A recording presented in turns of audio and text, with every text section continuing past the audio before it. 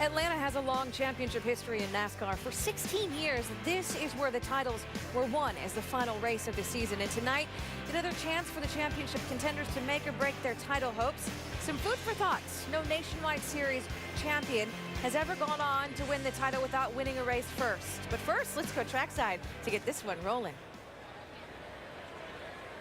Ladies and gentlemen, please rise and remove your hats as the United States Customs and Border Protection Honor Guard present our nation's colors. Remain standing as Pastor Paul Leslie from McDonough Christian Church offers tonight's invocation. Pray with me. Father in heaven, we thank you for the awesome opportunity to gather tonight. We stand in respect out of you, Father, just like the drivers and crew chief did in their pre-meeting. We also honor the men and women who serve freedom all over the world. God, tonight, would you give these drivers courage, the ability to fight well. Lord, we came to see a race. If pain is exchanged, let them be safe. Bless those coming over the wall tonight, God. Bless the officials. Give them wisdom and discernment in all they do. In Jesus' name we pray. Amen. In honor of our troops, we ask that you place your right hand over your heart as national recording artist from Atlanta, Georgia, Candy Nicole, performs our national anthem. Oh, say, can you see by the dawn's early light what so proudly we hailed at the twilight's last gleaming, whose broad stripes and bright stars through the perilous fight o'er the ramparts we watched were so gallantly streaming, and the rockets' red glare, the bombs bursting in air, gave proof through the night that our flag was still there. Oh, say does that star-spangled banner yet wave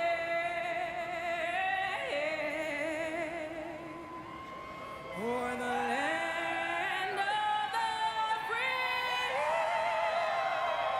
and the home of the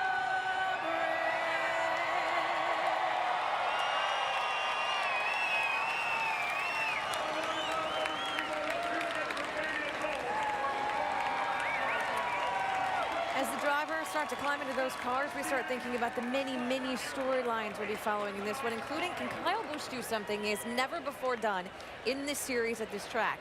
So who will get the win tonight? Who will the biggest challenge be for these drivers, and what will it be? All things we will think about when we come back after this break.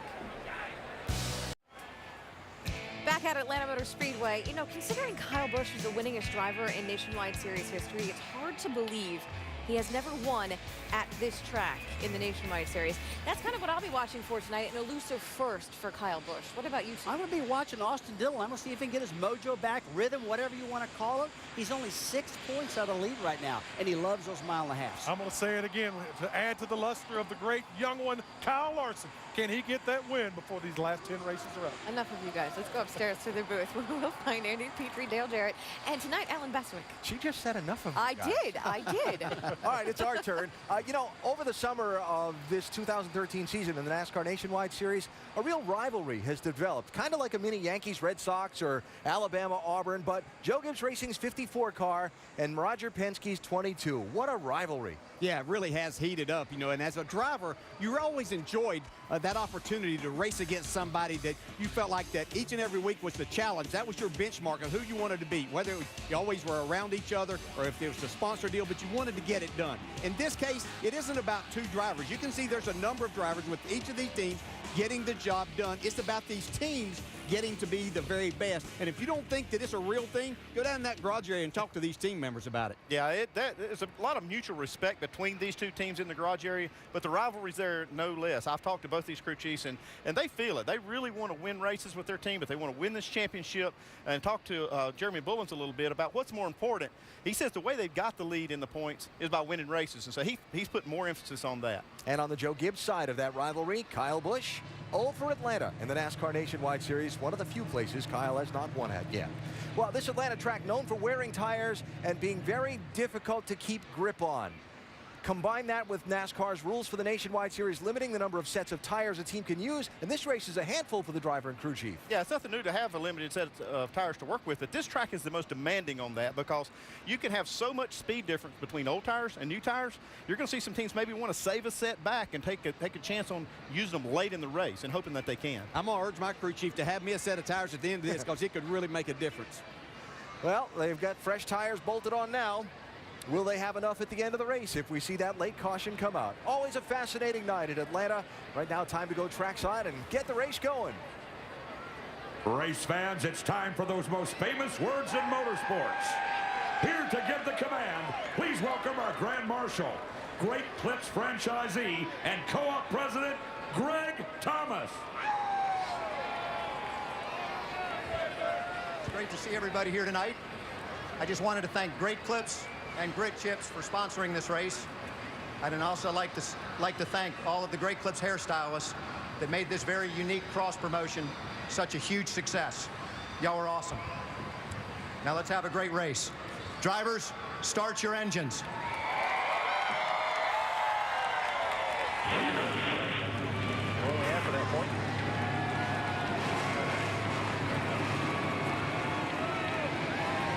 A steamy 84 degrees Saturday night in Hotlanta.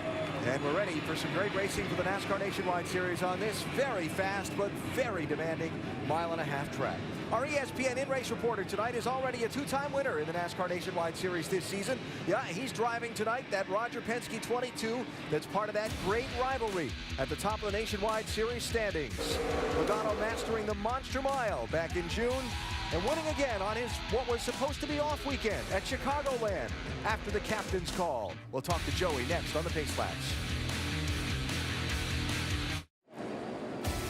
The live scene at the Atlanta Motor Speedway as the field rolls from the pit lane out onto this giant mile-and-a-half track, ready for tonight's NASCAR Nationwide Series 300-miler 3 parade and pace laps between now and the green flag.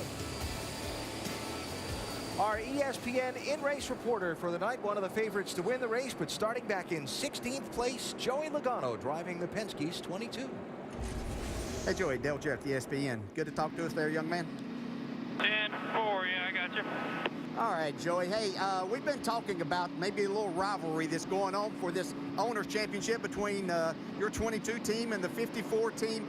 I think a lot of fans think that maybe the drivers aren't very conscious of that or don't care that much about it. You're out there just to win races and whatever happens. But in the conversation I had with you this morning, you and especially Brad are pretty fired up about winning this thing, aren't you?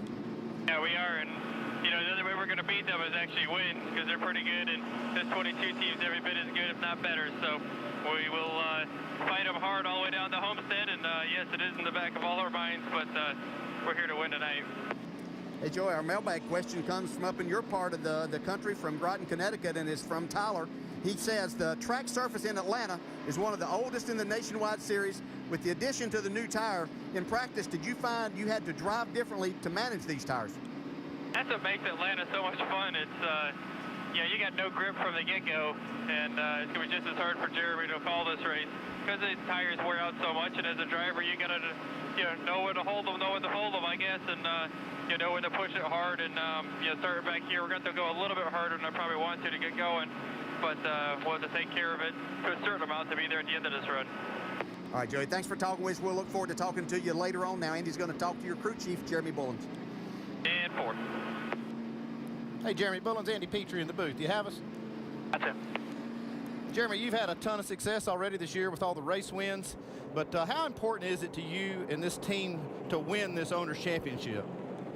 That's a big deal for us. It's one trophy that Roger doesn't have, and you know, we've got our sights set on bringing that thing home to Penske Racing.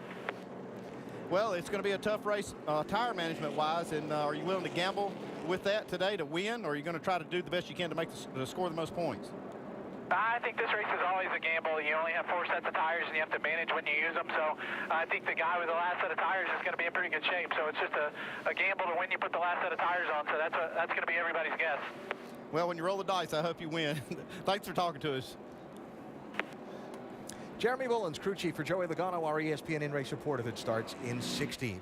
High-definition onboard cameras tonight. Riding with Austin Dillon, who has our AdvoCare on board from the front row. Casey Kane's got the Goodyear onboard camera. Elliott Sadler with our Sunoco on board. And Brian Vickers with the Toyota onboard camera. Saw Joey Logano with the Ford EcoBoost camera. Justin Allgaier has the Chevy on board. Kevin Harvick has a Nationwide Insurance camera. And the pole sitter Kyle Busch also with a Nationwide Insurance camera. Final stories from pit road on the last lap before green. Here's Dave. AB, Kyle Busch has won 9 times in the Nationwide Series this season, 6 times when he's been the fastest qualifier. Guess what? He's the fastest qualifier tonight, and he's the odds-on favorite going into the start of the race. Vince Welch. When you talk to Sam Hornish and his crew chief Greg Irwin about what it's going to take to win the championship down these final 10 races, the word consistency keeps popping up. Consistency. Minimize the mistakes and make the most of the opportunities. Don't take crazy chances on pit lane and have a balance of give and take on the track. Sounds so much easier than what it really is. Jamie Little?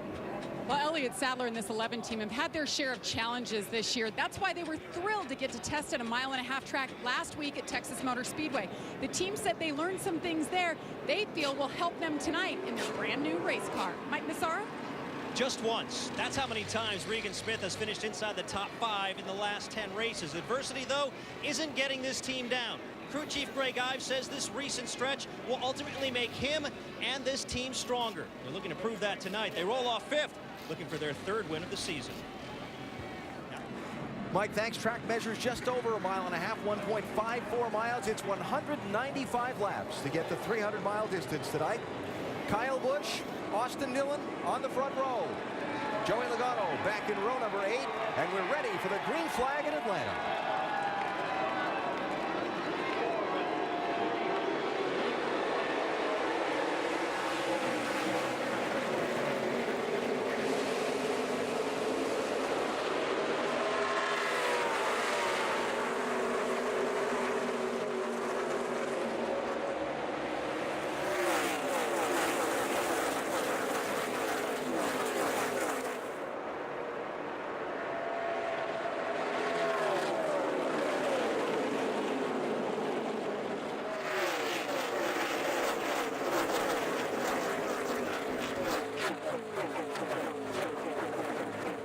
Kyle Busch leads lap 1. Love that 3-wide fan out on the Atlanta high banks. Yeah, you can already see why we love this racetrack so much.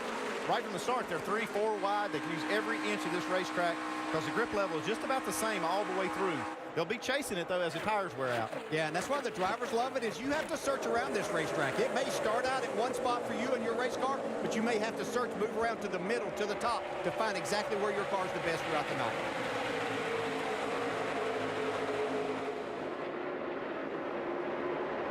Elliott Sadler 11, Brian Scott 2, making some ground up using that high line last time by, and still Joey Logano.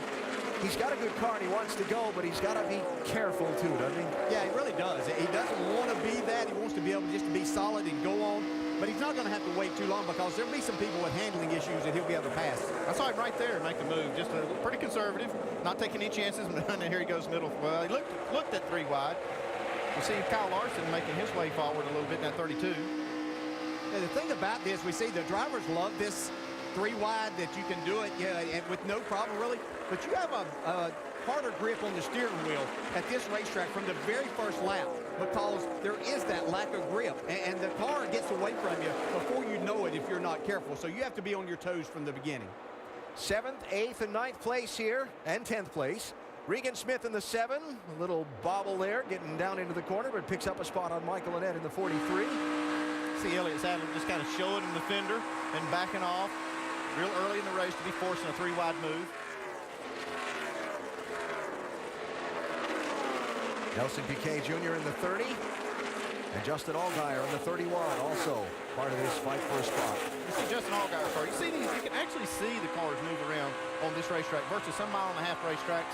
If you ever see a car move like that, usually they're crashed. But here they seem to be able to do it, get away with it lap after lap.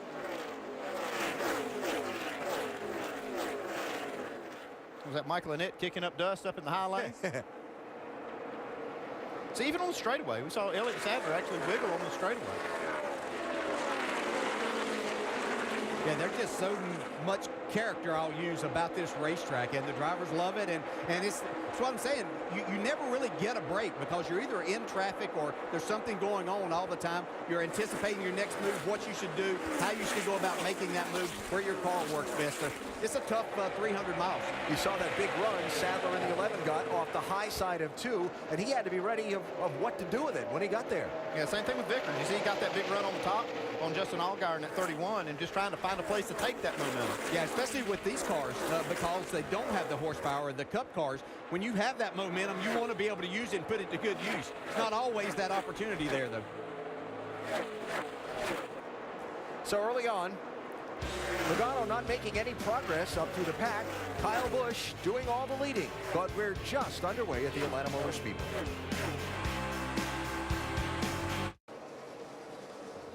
Sun starting to set in the western sky after a steamy day here in Hampton, Georgia. The NASCAR Nationwide Series 300-miler at Atlanta Motor Speedway just underway in its very early stages tonight. The Great Clips Grit Chips 300, inviting you to check out NASCAR.com/RaceBuddy for all the live race coverage from Atlanta tonight. 10 HD live race views, live chat, live leaderboard for you at NASCAR.com/RaceBuddy. So, how much of a handful can this Atlanta racetrack be for these drivers? We illustrate. Yeah, you want to get down to that yellow line if you can, if your car's handling down there. But you can see you get down there, get a little bit under it, and it kind of just sucks you back down there. You watch Sam Hornish with this. Yeah, he gets just on that seam, and his car really hooks the front and turns the back end loose, and you can see he lost that spot to Regan Smith.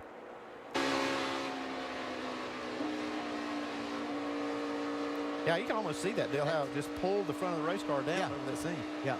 You like for that to help you right there. If your car is a little bit on the tight side, you can get that left front down there. But if you're just a little bit free, see Kyle Busch, he's using the advantage right there. He is now. He's doing it. That's pretty cool there.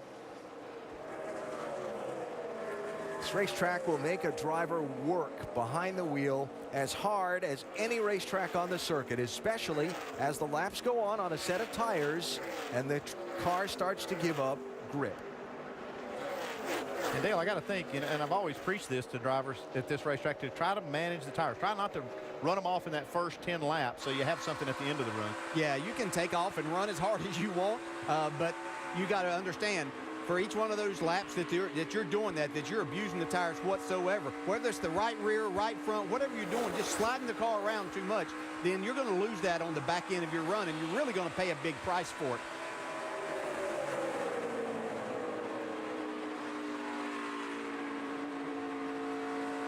It's 150 miles an hour minimum speed through the corners. Yeah. And these cars are almost harder to drive with the less horsepower, even though they're not getting up to as much of the speed at the end of the straightaway as what the Cup cars are. But you have to keep this momentum because you don't have that to rely on. You can't be out of the gas as long. So you're really having to make more speed through the corners. So look at this run Elliott Sadler gets on Brian Scott. Yeah, it looked like something happened to Brian Scott, you know, but that's exactly the way that it plays out. That is so tight right there in making that move. You're just hoping that driver knows that you're coming as fast as what you are.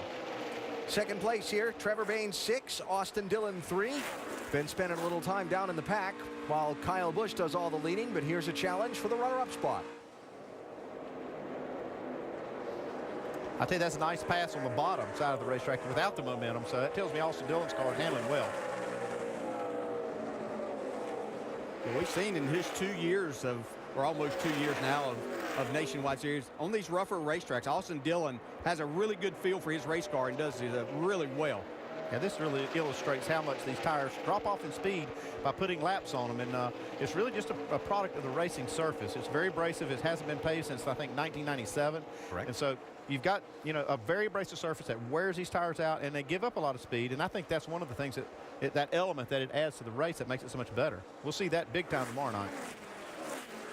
Some of the championship factors here in the picture. 7, Regan Smith. 12, Sam Hornish. Of course, Hornish leading the championship coming in. Regan Smith had a tough race in Bristol last week and lost a little bit of ground and is to try to make it up. And to do that, he's going to have to run consistently in the top 5. Yeah, he's going to have to be in front of this car or whoever that may be, the 3 car, whoever's going to be leading. He's going to have to gain points on a weekly basis. Yep. Challenging for 3rd place here. I think this benefits, the schedule is going to benefit this 7 car, Regan Smith. This is a driver I think is really good on these bigger racetracks. Does a nice job of handling his race car, keeping himself out of trouble for the most part, and getting the most out of the car at the end of the day or night in this case. And I think this would be his opportunity with 7 of the 10 being on mile-and-a-half tracks. Yeah, the first race he ran in this car for this team was at Homestead last year and brought home the trophy from that one. And that's a track very similar to this one, at least in the way the surface is and the way that you have to really race all over it. He does a good job searching for grip. And that's the interesting part about this track. You've got to find a way to get around him. He had to work hard to just get underneath Bain, and can he slide up in front of him and seal off the deal? He does. Joey Logano really hasn't moved up much since he started in 16th place. Well, I expected more. Well, he didn't at first, but I think right now what you're seeing is his car's really coming around. He didn't abuse his tires like we talked about in the early part of the run, knowing that he was going to be able to pass these cars a lot easier at the end of the run when these tires do give up grip. He's definitely making his way forward now. You can see like he might get 2 this lap. Yeah, boy, this car's really handling nicely for Joey. Yeah, no, he's working hard, but you can tell just the difference of him being able to carry speed, roll the corner, and pick the throttle back up, and carry a lot of speed off the corners, both 2 and 4, to get the maximum speed at the end of these straightaways. Yeah, one of the things I heard Joey say that they didn't qualify well because they hit the splitter too hard.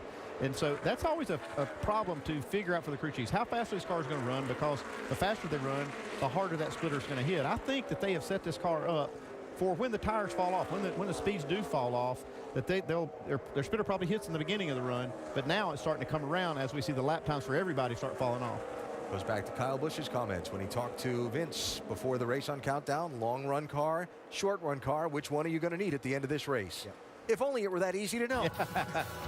You crew chiefs would have an easy job. Kyle Busch doing all the leading early on tonight in Atlanta.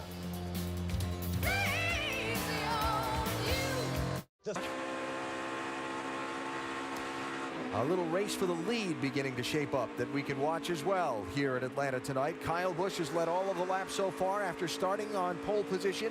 Austin Dillon fell a little bit behind, but now over these last several laps, he's eating into that lead that the 54 has, and eating in significantly. There's another guy on the move, Kevin Harvick, that's 33. 5th place there.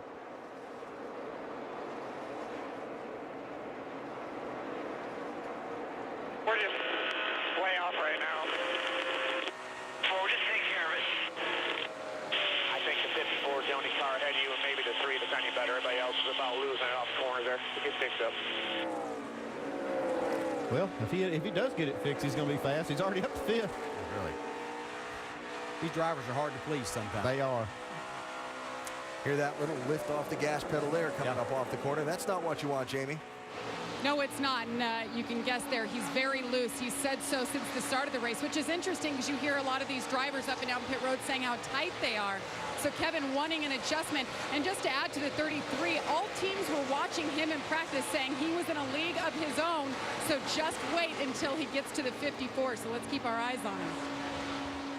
Now, Kevin dominated this race a year ago, but got passed on the last lap by Ricky Stenhouse Jr. Yeah, this is a track that Harvick's got something in his driving style that really does play well here at Atlanta. And you see how he works the very, very bottom of the racetrack. And I don't know how he does it, but he gets his car to really work down there, even when other guys are chasing grip up on the top. Yeah, he does it throughout a run. We talk about how much grip these tires lose, but he's able to, most of the time you're down there for an extended period of time, you really wear the tires, especially the front tires, and you start losing grip there. But Harvick's able to manage this car and do that. He doesn't lose a lot of speed, and we've seen him over the years just be the car and the driver to beat at this racetrack, especially in the Nationwide Series. And I'll echo what Jamie said in her update a second ago, that a lot of folks in the garage were talking 33 when it came to potential winners tonight. First green flag pit stops by Alex Bowman, Jamie. Well, it's not because he's trying to mix up the strategy, Alan. Unfortunately, it's an engine issue. You see all that smoke come out. The hood going up. He just turned the engine off. Things aren't looking good for the 99, Alan. Wow, that's tough luck. Yeah, that team started off the season really well, and Alex Bowman does a nice job driving the car, but they just haven't had a lot of good things to happen recently. I know they're on a lower budget, and sometimes that creates issues, but they work hard. He works hard behind the wheel, but they haven't had a lot of good success lately. Yeah, we hadn't mentioned much about it, but this is a mile-and-a-half racetrack that is hard on engines. A lot of RPMs. You see they carry 150 miles an hour minimum speed through the corner, so that works the engine pretty hard. See, Kyle Busch has stabilized that lead over Austin Dillon just a bit. Now Regan Smith in third, trying to close in on the top two. There's Smith in that red number 7.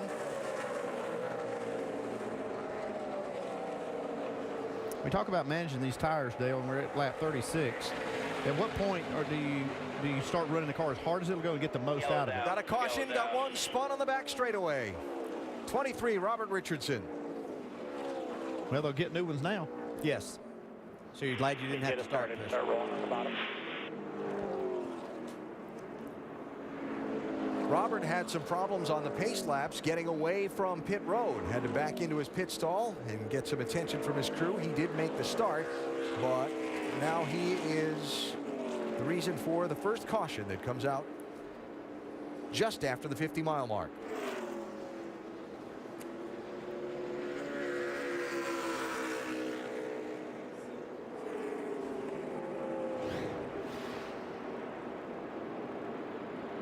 Yeah, back end just jumps out from under him. Yeah, he's right down there on the bottom of the track. Hits the pretty wall. significantly hit. Yeah, look. Yeah. You couldn't tell there was a ton of damage watching his car go around there, but I'm sure it's just pushed everything back and down. Yeah, right side of that spoiler's dragging the splitter on the front's dragging the ground, isn't it? All right, well, pit road's going to be open here. Strategy calls will be pretty easy tonight where numbers of tires are concerned. In this situation, is for sure they're all going to get 4 tires. I talked to them. They said 25 laps was one of those points they didn't want to see one, but they're past that now. So even up on strategy, let's see what the pit crews do head-to-head, Mike. And Regan Smith has been saying he's been tight in traffic, although they're not going to loosen the car up because they feel like the track's going to get looser as the night wears on. 4 tires and fuel, no adjustments on the 7, Jamie. Kevin Harvick up 15 positions, said it's too loose. Wedge adjustment, air pressure, track bar down for the 33. Dave? The 3 of Austin Dillon gives up second place. His car was just a little bit loose on the exit. He needs forward drive, 4 tires and an air pressure adjustment. Kyle Busch will get a chassis adjustment for a car that had a hint of tight to start and tightened up as the race run went on. He will win the race off pit road now.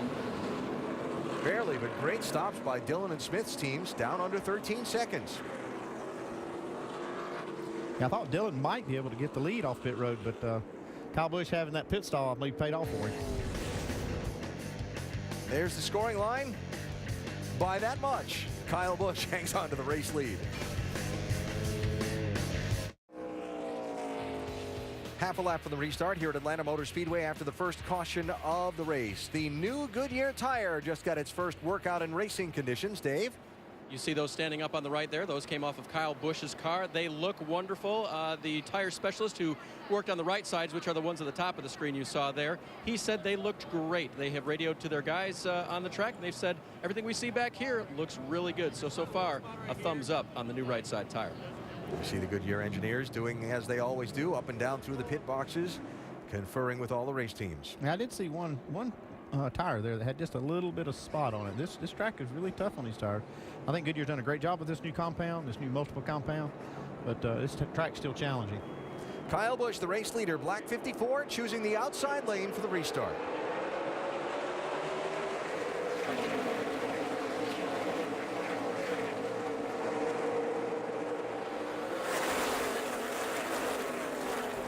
Austin Dillon on the bottom, into 3.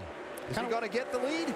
I wondered about that lane choice for Kyle Busch. He'd been running the bottom of the racetrack. Yeah, I think he's just maybe experimenting a little here early on, just in case for later. But it really surprised me because I think the second guy is always at such a disadvantage here because it's so easy to spin the tires. He might make this work and get the lead back before he gets to the line. You see him gas that thing up in the center of the corner like that? Oh, he did. Wow. You see Austin Dillon fighting hard down the bottom. He's got those new tires, and this is the time that bottom lane will work good. We'll see if he can hold him off. Have to be careful right here in trying to get too much, because this is exactly what we're talking about. You can run these things hard, but you're going to pay the price later in a run. But he's wanting to get that bonus point for leading the lap. He didn't get it last lap. No, he'll get it now. Yep. That's well earned, too. Did lead that one, still outside.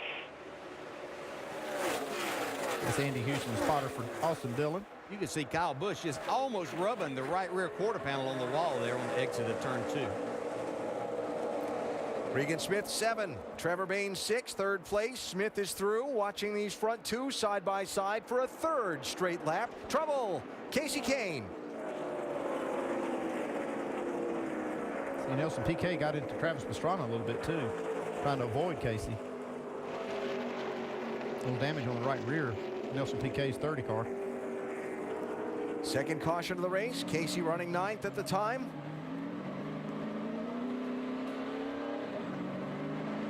And now has a car full of smoke. Cars look up over there, Kevin.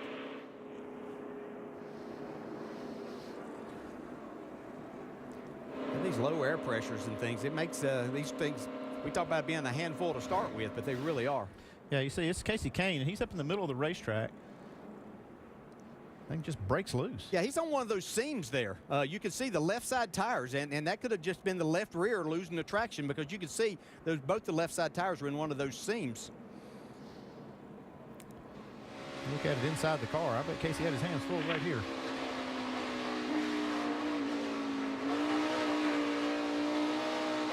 Lock it down, lock it down. Hold the brake, hold the brake. That's how you spin a car out at 150 miles an hour, not hitting. Not hit anything, yeah. That's especially being up where he was. That car generally wants to go right up to the wall.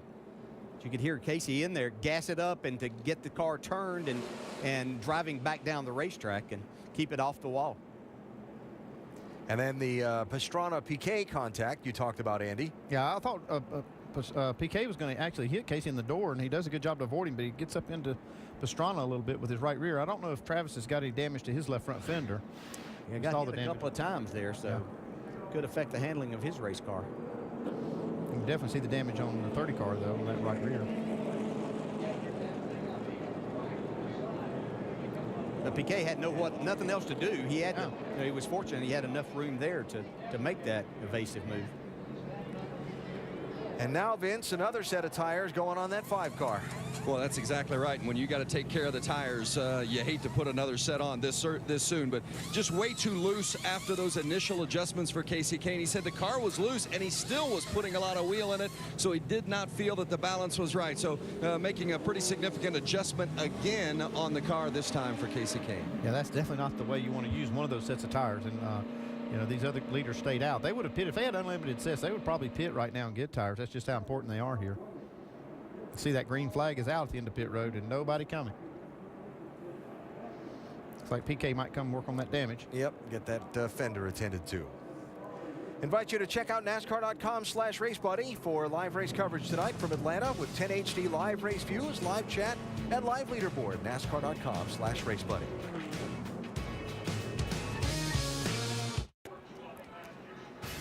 Dick's Sporting Goods kickoff week continues Monday night with a good one from Heinz Field. The Panthers make their ACC debut against Jimbo Fisher's Seminoles. Number 11, Florida State against Pittsburgh. Monday night at 8 on ESPN and live on Watch ESPN. Is that really fair to Pittsburgh? They're going in the ACC like that? Yeah. Well, I guess they'll learn what a lot of the rest of the conference is known for, what, a couple decades now? Yeah. Doubled up for the restart here in Atlanta. Drive it like you mean it, brought to you by Carl's Jr. and Hardee's. Kevin Harvick been driving like he means to win. No doubt about that.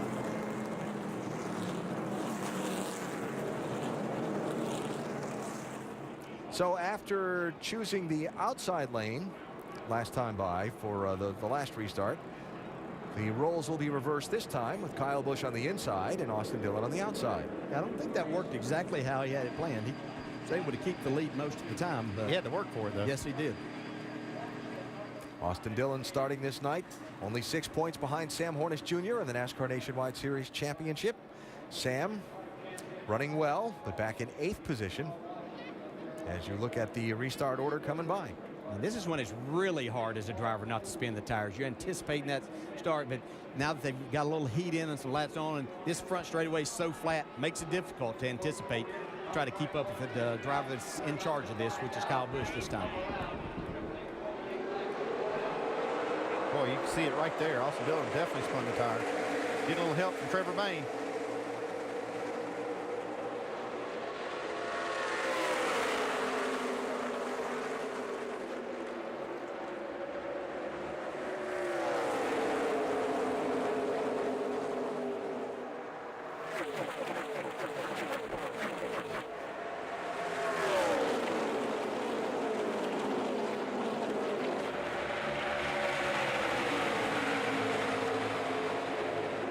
Smith really driving down on the door of Austin Dillon. That's a risky move.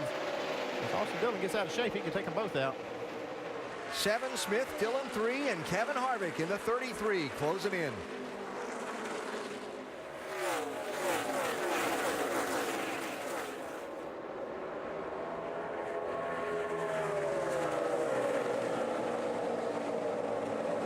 Yeah, right there's when you can get yourself in real trouble getting down on the quarter panel like that.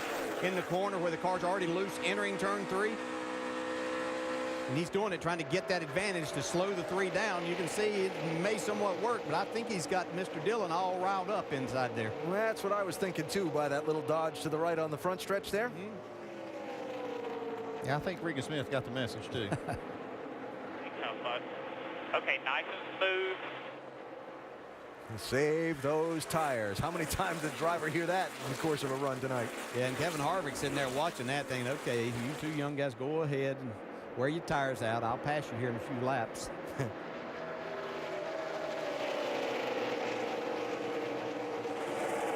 43, Michael Annett. 16, Chris Buescher. 11, Elliott Sadler. This fight for 12th, 13th, and 14th, and Sadler just scuffed it up.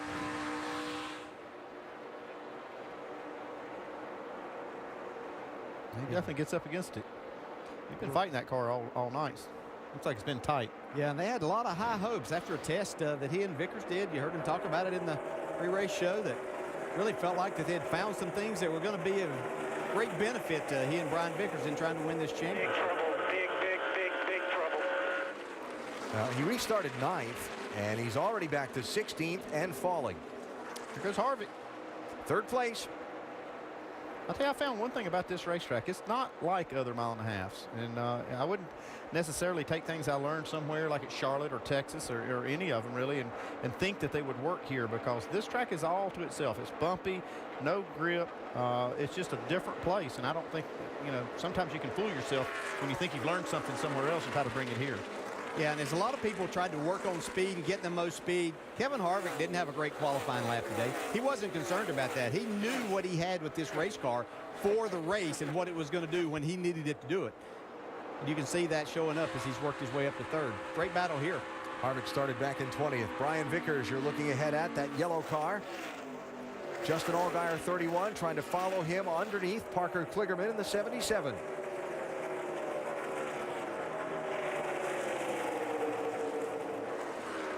So we talk about all these things and how difficult it is. It really is a fun racetrack to drive with a car that's pretty good. Now, if you got Elliott Sadler's car right now, it's not any fun whatsoever.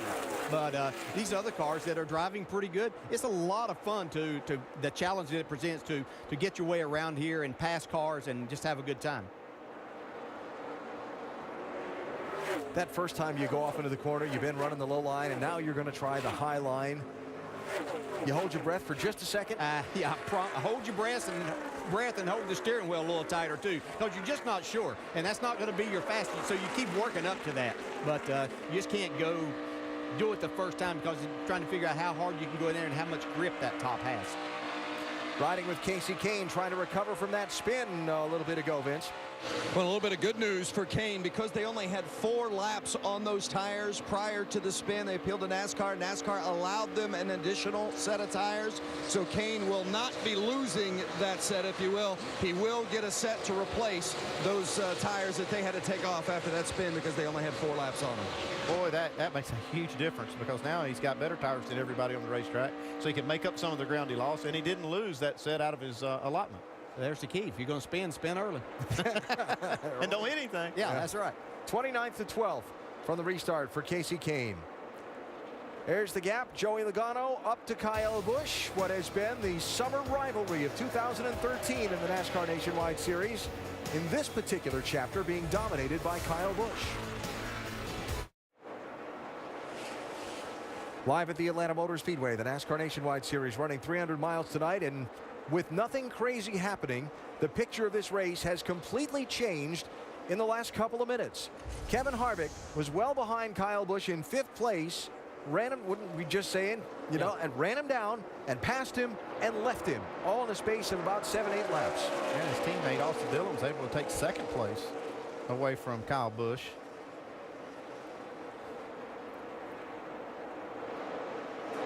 And then Austin Dillon and Kyle Busch encountered some traffic, and watch this going into turn 3. Hello. Yeah, I don't know if Tony Raines knew which way to go. He held his line, which was probably good. He's a veteran. And now that 54 car really seems to be struggling. Joey Logano going by Kyle Busch for 3rd, Dave. Alan, you'll recall in the first run, his car was a little bit tight. They made a chassis adjustment to try to correct that. They did not get that, and then according to Kyle, they lost all the consistency in the rear of the car. So crew chief Adam Stevens will have to go to work on what to do next to try to help Kyle the next time they pit. Yeah, you really have to be careful in freeing the car up here, Andy, because you can get it off a lot worse than what you thought you had with a tight car. Yeah, I've always found that if you have a car that's fairly tight, you can make good speed with it, and you're going to be if you ever teeter over that balance to go loose, you can't go anywhere. Rusty Wallace watching this as well. Got a thought there, R-Dub? Yeah, I really do, Alan. I'm watching Kyle Busch. I've watched him a lot my whole entire career, and he's probably one of the very best at driving a very, very loose race car and running fast like that. But just like the guys were saying, I think Andy was about to hit on it. At this particular racetrack, it's so hard on the tires, guys. If you drive the truck car a little bit too loose, what happens is it just wears the tires out, and the driver just can't go forward. And that's exactly what's happened to Kyle Busch right now. He's lost his forward traction. The car's slipping or sliding a little bit. And if you look at Austin Dillon and Kevin Harvick leading this race, these guys are pretty hooked up. They're not loose. You cannot drive a loose car at this track, just like I said, because it wears the rear tires off.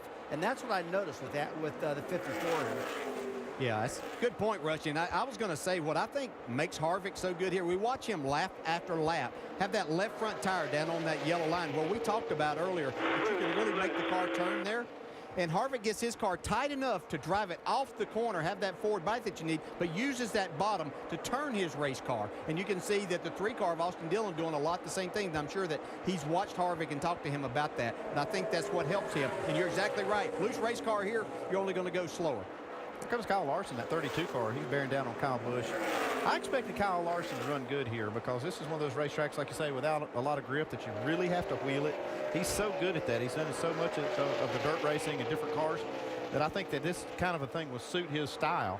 We're seeing him now start to come to the front even before halfway, which is usually where he starts making his run. One of those tracks Kyle Larson's not been on yet in his NASCAR stock car career. Of course, yesterday, the big announcement here, Kyle will be the driver, taking over that Target 42 car for Chip Ganassi Racing with Felix Sabates on the NASCAR Sprint Cup Series next year. Everybody's got an opinion. Are you rushing him along too soon? Is now the right time?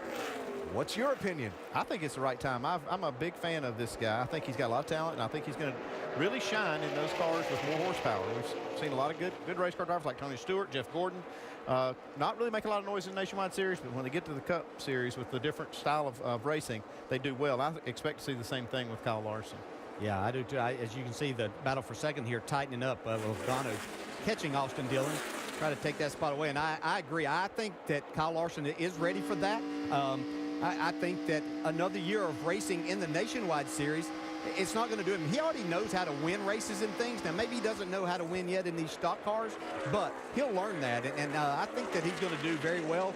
As we've seen people like Jeff Gordon, Tony Stewart, Jimmy Johnson, not have the greatest careers in winning a lot of races in this Nationwide Series, but you get them in those high horsepower cars that are really, really difficult to drive everywhere you go, and that talent comes through, and they win races, and a lot of them. One more thought on Kyle Larson. One thing he's done this year, I've seen him race with all these great race car drivers like Jimmy Johnson and Joey Logano and Brad Keselowski. He's not intimidated by them at all on the racetrack, and I think that'll serve him well too. Well, Larson is going to probably get to run a couple of Sprint Cup races before this season's out, and he's going to run some Nationwide Series races next year, Chip Ganassi said the other day. How about the race for the 32 so far, Mike? He's fifth. Well, so far so good. I want to add to what you guys were talking about. Now, obviously, a lot of us have opinions on whether or not he's ready to go to the Cup Series level. Well, perhaps nobody's opinion's more qualified than the crew chief he's been working with in the Nationwide Series. I talked with Trent Owens at length a couple of weeks ago in Mid-Ohio, and he said, I think he is absolutely ready to make that jump just based upon what he's seen out of him throughout the course of the year, how he adjusts to these racetracks, and how he adapts so quickly. As far as adapting tonight, he's done pretty good. The evening started off a little bit tight. Then as it got cooler, the racetrack became a little bit more loose, and it seems like that's to his liking. At this point, he's driving really well and toward the front. So the young 21-year-old in fifth position on what has turned into a very big weekend in his racing career to this point. Up front, it's Kevin Harvick now dominating. Kyle Busch dominated the first part of the race, but Harvick has gone past him since that last restart and left him, though that 22 of Logano starting to creep in.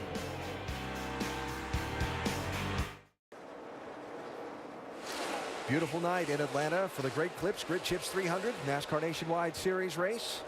Ongoing, approaching a point where we'll begin to see some green flag pit stops in just a little while. First, to note that ESPN2 has a special Labor Day weekend edition of Sunday Night Baseball tomorrow. The Mets and Nationals try to keep their wild card hopes alive in a divisional matchup.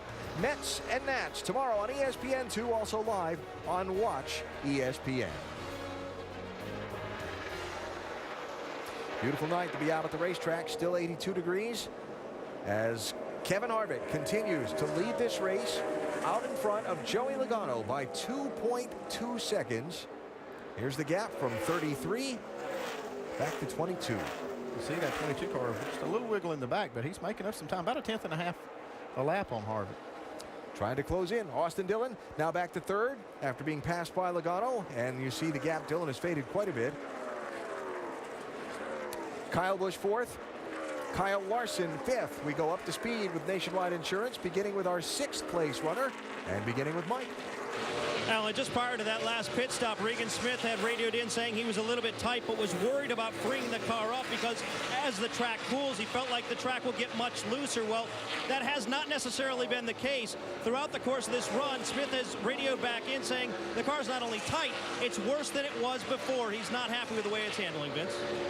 Well, and behind Regan Smith is the championship leader, Sam Hornish. Came into this race with a 6-point lead. It's now down to 1. They are encouraged by the lap times deep into the run for Hornish, but Sam says it's just too free off, and he doesn't have the drive off that he needs. Dave? 4 straight top 10s for Trevor Bayne have made mid-season a good time for him. They'd like to keep that alive tonight, but right now the car is just a little bit too tight. He says, I'm really having to wait in the middle of the turn before I apply the throttle, Vince. Well, and Casey Kane in that 5.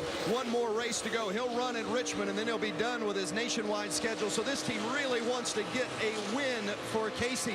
It's been an adventure so far. He spun early, flat spotted those 4 tires. They did get a fresh set, and Casey said the car is handling much better. Jamie?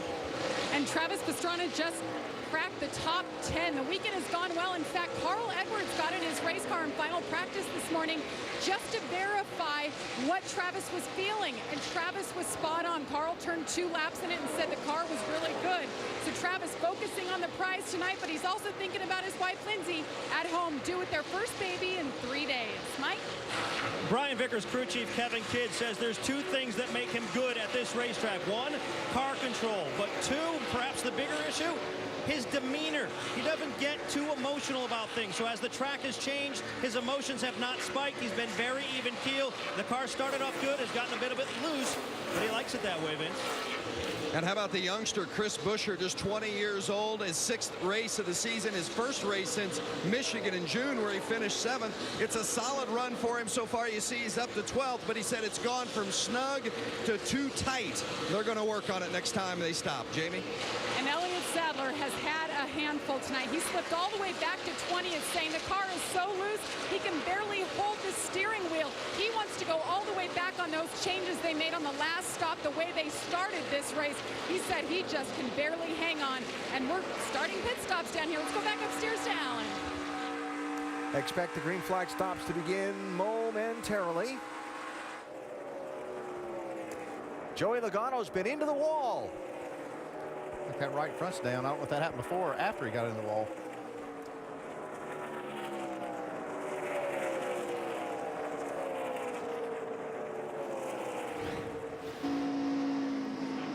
There's your answer. Yep. Right front. Stay inside. Inside. Come on down. Come on down. We got a right front down. Pretty good lick, too. Yeah, lucky. Wow. Almost got hit from behind right there. Yeah. So, 22 team leading the team standings in the Nationwide Series. Got some early trouble in Atlanta.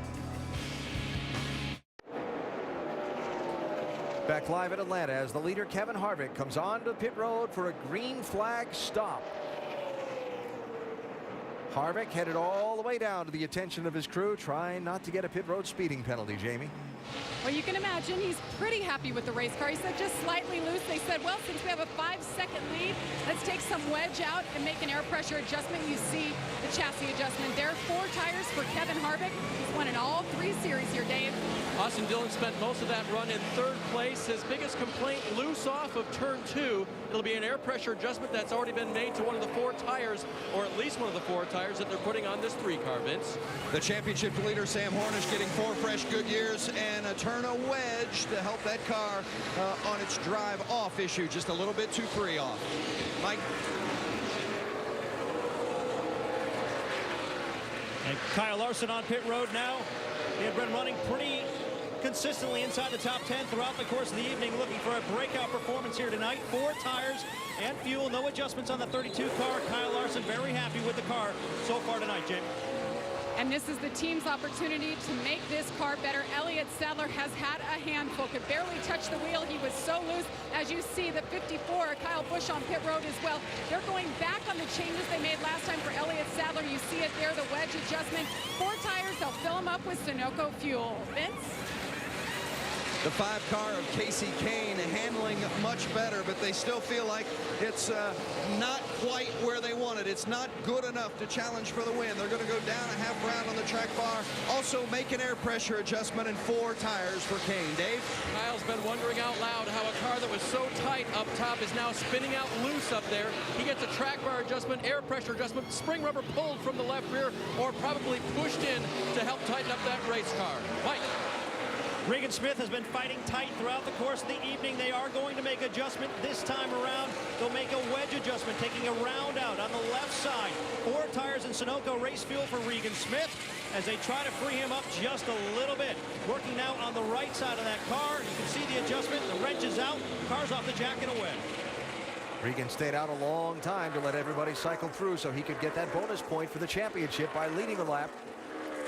That can cost you a lot of track time, though. Let these other cars run laps on fresh tires. Yeah. So, 33 car is your leader, Kevin Harvick. And as this cycle of pit stops has wound its way out, guess who's back running second? Joey Logano in the 22. There he is. Yeah, he blew that right front. He got in the wall pretty hard, but it made him one of the first cars to come down and get fresh tires, and he's used that the time that he's been on these tires to make up ground. And evidently his car's not hurt, so he's able to run fast lap time.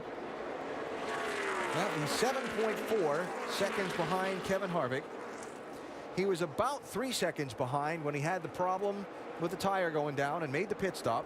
So that's all kind of swung back in his favor. Not bad. Austin Dillon there in the 3, trying to work on Logano for second.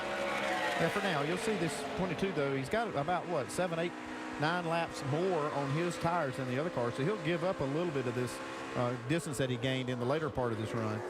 But pretty good recovery.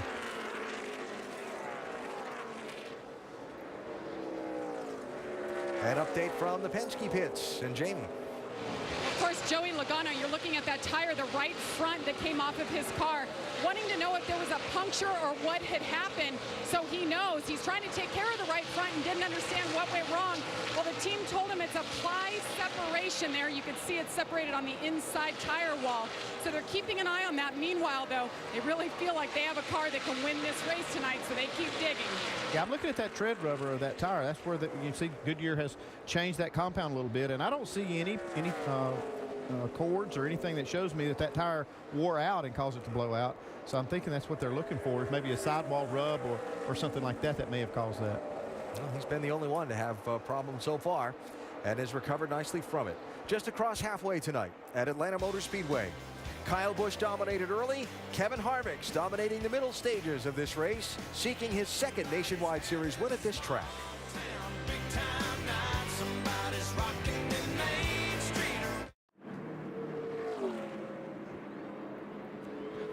At the Atlanta Motor Speedway, caution is out in tonight's 300-mile race just past midway for debris on the back straightaway.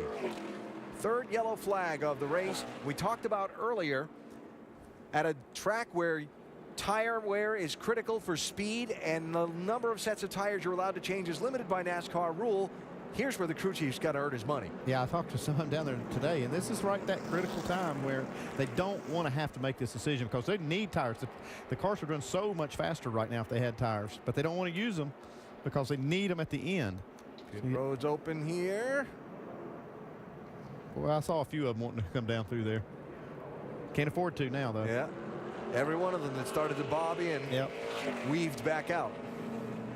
That driver, you have to fight that steering wheel not to go down the pit road right there. Parker, Kligerman, Elliott, Sadler, the only two to come out of the pit lane of the lead lap cars. Brad Keselowski checking out his teammate Joey Logano's troubled tire from earlier.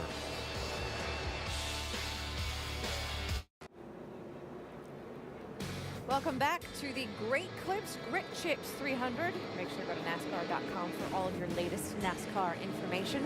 Working our third caution of the evening at Atlanta Motor Speedway as we welcome you back from inside the Quicken Loans ESPN pit studio. We get a chance to revisit one of the stories we talked about in Countdown, and that is that very tight Owners' Championship, the battle between the 22 and the 54, but so far tonight, a challenging night for both the cars involved. Yeah, it really is. Kyle Busch's car seems to be river loose right now, and he's just falling back to the pack. He went back to 7th place right now and seems to be struggling with the car. Yeah, he really is. He led 57 laps, really having a tough time. And then later on as the race went on, Joey Logano, as we saw, finally got up there challenging Kyle. Going into the corner, right front tire goes down. Fortunately, Joey felt it, called it, didn't do too much damage to the car, came down pit road, got those right side tires, and the car's still pretty darn good. Logano currently in 3rd, Kyle Busch currently in 7th, and as they run right now, the Owners' Championship, just 18 points between them. Alan? And still going to be a fascinating story to follow as we go throughout this autumn stretch of races. Nicole, what a summer rivalry it's become between Joe Gibbs Racing and Penske Racing in this Nationwide Series. So doubled up for the restart. Look at the restart order for you. And information that Michael Annett was the free pass car at this yellow flag, and he's back on the lead lap in 18th place. Kevin Harvick choosing the inside lane.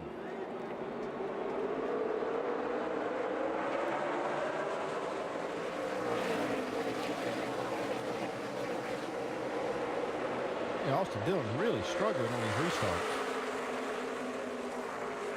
I think drivers that have been here for 20 years would tell you that it's a struggle every time you go to try to restart. Whoa, Kyle Larson with his hands full, sliding up into the middle. Kyle Busch to his inside.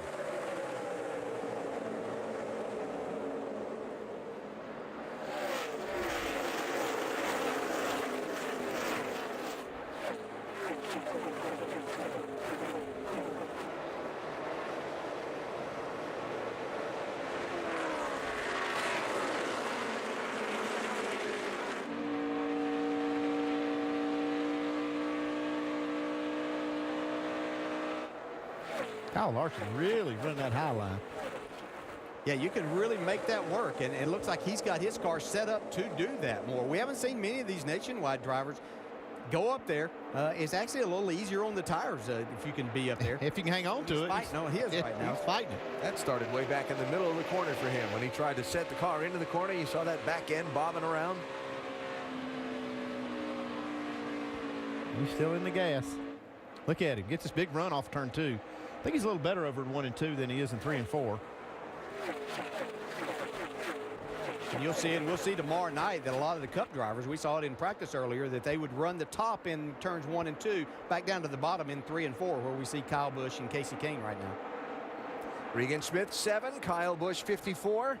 That's for 5th, 6th, 7th, and more.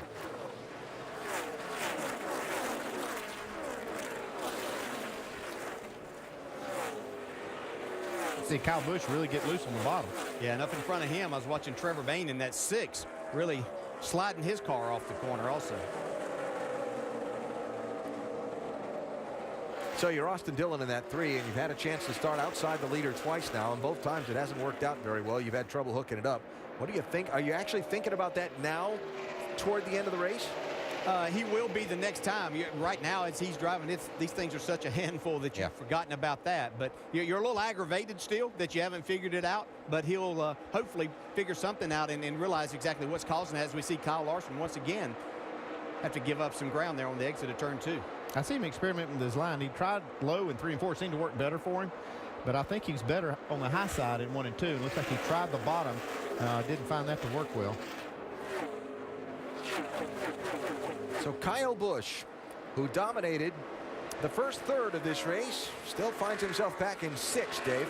And still looking for his first win of the Nationwide Series here, AB. He's got a win in Sprint Cup. He's got 4 wins in the trucks, but has never won here in the Nationwide Series, and it's not going well for him now. We talked the last run about how cars around him taking his line away made his car tough to handle. And you see Casey Kane moving in on him now. He's still not got a car that in traffic will maneuver for him.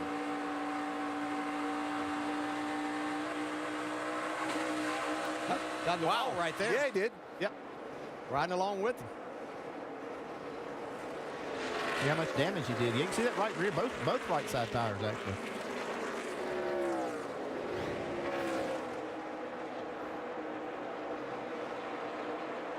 Oh boy, he hit it pretty good. Yeah, it's just went into a 4-wheel drift there. We heard him say earlier that he just didn't have the back end under the car, and after some adjustments they made. Well, you could hear Casey lift just for a second. I would say it concerned you when that guy bounces off the wall in front of him. You see all those sparks? Yeah, a little safety lift. Yeah, you know. Yeah. Okay, he's good. Whoa. That's a nice move right there. That looked a little more like as we ride with Kevin Harvick and what his car, the way he makes his car stay down around that, using that yellow line to get his car turned with a tight race car. Then he can drive it straighter off the corner and get the speed that you need, and he was able to do that, make the pass on Regan Smith. So Kyle back up to 5th place. Well, Kevin, He'll adjust on adjustment there. Yeah. Kevin Harvick's lead on Joey Logano is that. Yeah, I'm impressed, but this 22's done. They hit the wall with a tire going down. They pitted about 7 or 8, 9 laps sooner than the other cars. And he's been out here for the last few laps running lap times just as competitive as the leader, and actually at times even faster than the leader. I'm really impressed. That, you know, they can take a car that hit the wall as hard as it did and turn it around like this. So Joey Logano running 2nd, seeking his 3rd win of the season, while Kyle Busch seeks another spot, that one on Austin Dillon for 3rd place. Did he really adjust that 54 car and make it come alive? Didn't hurt it any. Maybe he saw Logano adjust his. He tried the same thing. Trevor Bayne in the mix for this spot, also in the 6. You can see Kyle just can't drive that car up. He got put up in the 2nd lane there, and he just can't drive it up there. He's going to have to get back to the bottom. Kevin Harvick leads. Still a lot of racing left to do tonight in Atlanta.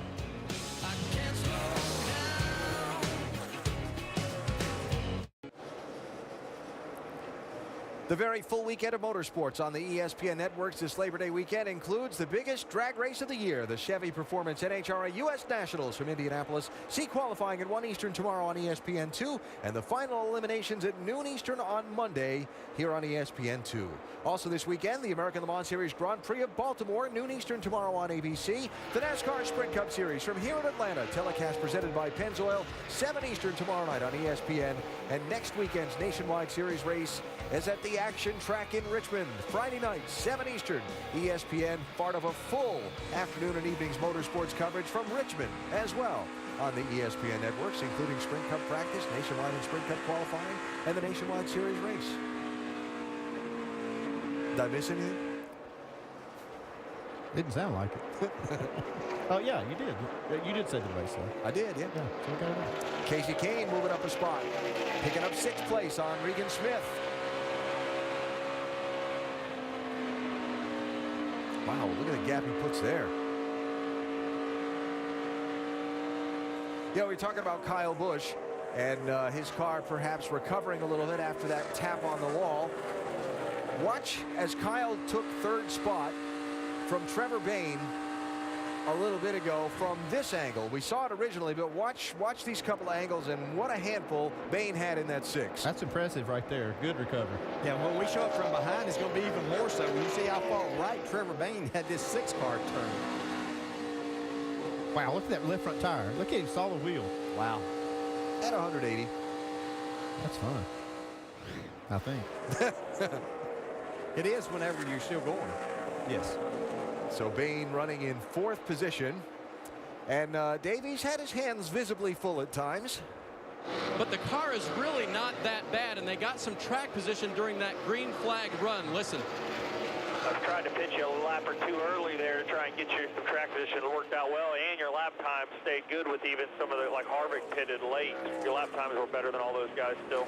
Yeah, I think your car's pretty good there. It's a really good call, man. He pitted 4 laps earlier than Harvick, 6 laps earlier than Kyle Busch, and that pitting early got him some positions. He was running back 7th or 8th. He's now stayed between 3rd and 4th most of this run. Mike Kelly plotting out the next bit of strategy. Well, I tell you what, there's nothing better as a driver to have a crew chief on there thinking for you to help you as much as he can, knowing the difficulty of a place like this, and that's exactly what Mike Kelly did for his young driver. Yeah, the calculation is if I pit him soon, I'm going to have a few laps that I'm going to be able to run faster than the other guys, but then how much you're going to give up on the other end of the run, and now they're seeing they're not giving up that much. So it was just a gain, and I think Mike Kelly learned something from it. I know a lot of other crew chiefs are watching too. So the next time one of these leaders makes a break for the pit lane, you might see an onslaught. Yeah. And probably won't be all that long till we see that next rush onto the pit lane, which might make fuel to the finish an interesting discussion, depending on how the caution flags fly. We'll keep track of it, while Kevin Harvick keeps a grip on the lead here at Atlanta Motor Speedway.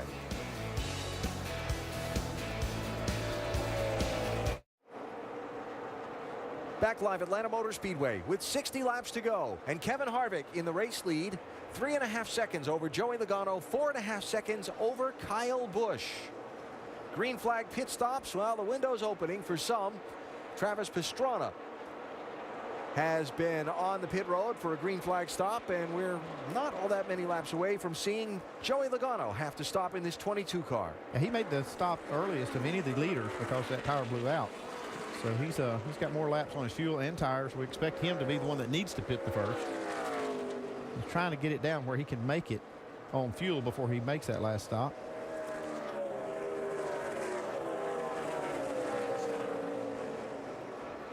So you remember a little bit ago, Kyle Busch tapped the wall when we were riding on board this 54 car, right? Well, here's a look at it.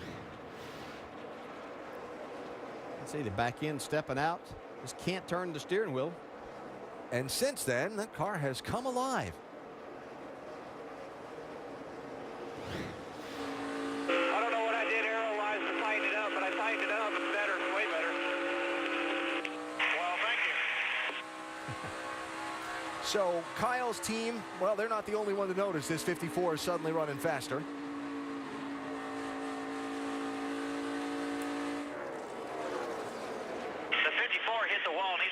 He said his car's way better now since he hit the wall. He hit it square in the right rear wheel.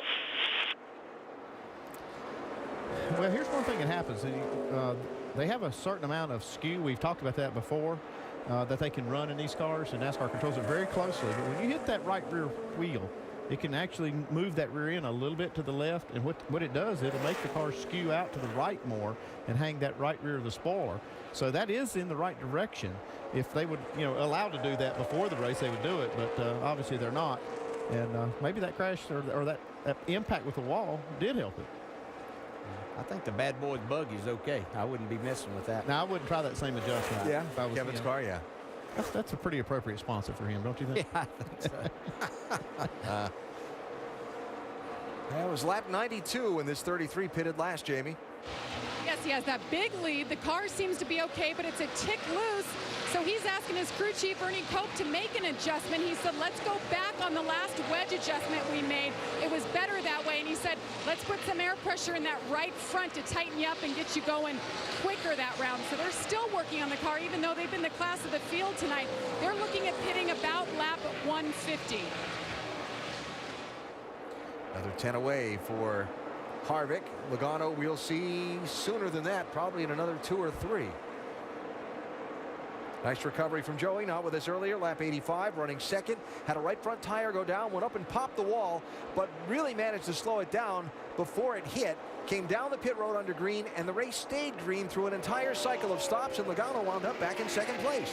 Just incredible. I can't get over just how well they recovered from that incident. Yeah, I expect them to fall back outside of the top 5 with all of that, with everything that went on. You'd have to think there's some damage. As much as you work on the aero of these cars, how important it is, we talk about it all the time, these high-speed racetracks, and that just kind of goes against everything we talk about. They can go up there and run that competitive and be that good. Michael Ridge carrying the front tires for Parker Kligerman, carrying our ESPN Over the Wall camera tonight. If this race stays green, Kligerman has just made his final pit stop. If.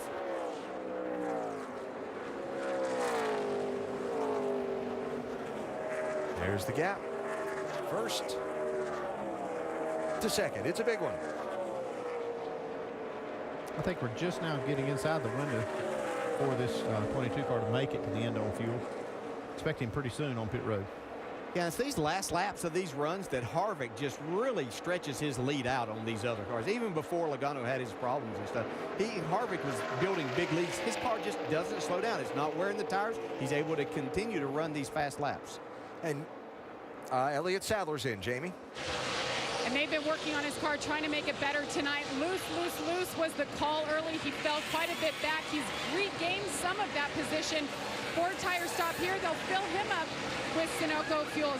And they have a problem on pit road. A little delayed there. 15 seconds, Dave.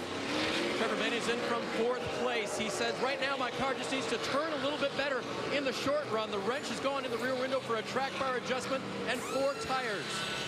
Over to the left side, pretty good stop so far. Remember, he pitted a few laps earlier before, but he should be okay to the end on fuel, and he's out of here. And Dave, a few laps earlier there to maybe gain a little extra speed on fresher tires. Mike Kelly with another strategy move on pit road. Casey Kane is in. Vince? Kane has made his way into the top 5, and the car has gotten better, but Casey says it's still a little bit too snug to do with it what he wants to do with it. It's going to be a 4-tire change. Crew chief Mike Bumgarner says we got to get it full of Sunoco fuel, giving Casey a tear off, a slight air pressure adjustment, still filling it up, Let's go to Jamie. Joey Logano making his way down pit road. Their sequence off just a bit from contact earlier. 4 tires here and a wedge adjustment, saying the car gets better on the long runs, just a little bit tight, but Joey's still confident, telling the team, guys, we still have time to win this thing. We're just making it interesting. There was the chassis adjustment. Wait on fuel, fill him up. Let's go to Dave. Austin Dillon lost 4 positions on that run, so he needs a pretty big adjustment. It'll be a wedge adjustment for a car that was tight in the middle and loose off. That tightness in the middle actually forced the car to be loose exiting the corner. Left rear wedge. Brian Vickers, Nelson Piquet, Brian Scott, Chris Buescher, and Kyle Busch on the pit lane under the green flag, watching Kevin Harvick to see if he slows here. He's going to stay out another lap, Dave. And you saw the Goodyear emblems rubbed off the right side there. In addition to the right rear flattening of there, you see Sam Hornish on the right. Kyle Busch said, I'm tight, but I'm good. So there'll be no adjustments on his race car other than fresh rubber. Vince? The issue for Sam Hornish Jr. has been consistent throughout the course of the night. Drive off. He just can't get it off the corner the way he wants. They made another chassis adjustment and 4 tires. Regan Smith heading back onto the racetrack also from what could be his final stop. Here's Harvick now. That about everybody else on the lead lap has made their stops. You got to bring him in here. Even though he had a big lead, you don't want to give up any more of that than what you have to. So, critical stop here for Kevin Harvick's crew, Jamie. And as I said, he wants to go back on that wedge adjustment they made last time. He just didn't think that helped them at all. Right front air pressure adjustment was already made. They'll put 4 tires on here. There's the chassis adjustment. Car has been the class of the field. Loose, just a tick loose, has been his call.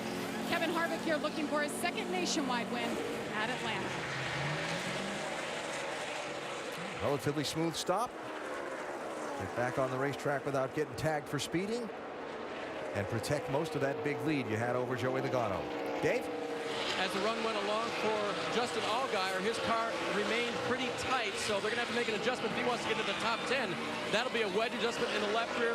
4 tires for Justin. Just announced this week, he'll be racing Sprint Cup starting in Chicagoland with the same sponsor and the same car owner. Going to run 3 races for the rest of this season for Harry Scott Jr., who's buying James Finch's Phoenix Racing team after the Richmond races next weekend. Michael Annett, the race leader. Remember, he got the free pass last caution. Nothing to lose by leaving that car out as long as you can and see if you catch a yellow.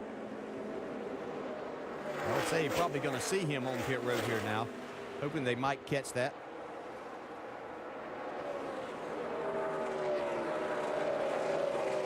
So there it is. Annett pits here. And that will cycle the lead back around to Kevin Harvick. Vince?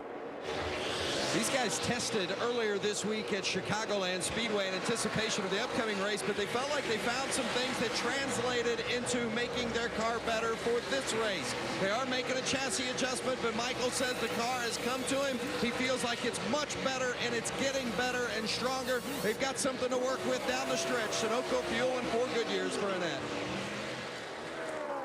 So after the cycle of pit stops is complete, the picture at the front of the pack still has the same numbers in the same places on the scoreboard, but their relative track position is much closer together. Logano did a great job getting on and off pit road there. Harvick first, Logano second, and 44 to go.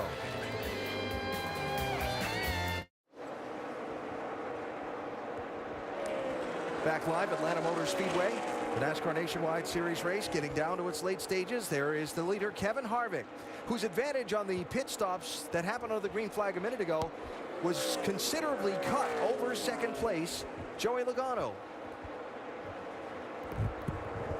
Since he's gotten back on the racetrack, though, he's increased that lead once again, almost 2 seconds. Went from 5.2 seconds down to 0.9 seconds, and now Harvick beginning to stretch it out just a little bit. Now, if you think you know the outcome of the race, recent history here at Atlanta in these Nationwide Series events says, don't go away. Yeah, nobody knows that better than Kevin Harvick. The last 2 years, you can see he was the leader late, and it cost him at the end by some turn of fate. He's had a good car tonight, but it's never over till it's over.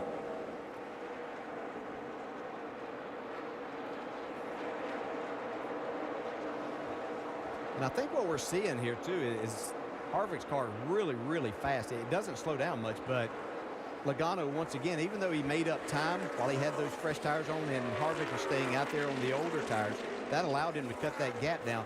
But still, Logano's car is better after he gets some laps on. I think it goes back to what you were talking about early in the race, Andy, where he's hitting that splitter maybe early because he did that in qualifying, but his car gets a little better after 10 or 11 laps. Yeah, I think his car's tuned up for more of like a 33-second lap, and right now they're still running sub-33s. They're running down to 32s, and I think once that pace overall slows down, that's where you see the 22 car actually come to the top. And here's a guy who wants to see a yellow flag. Kyle Busch just wants another shot at him. I think if we do see a late yellow, this is a car you got to watch for, because this car seems to be much better after he pancaked that ball and made whatever whatever adjustment it made.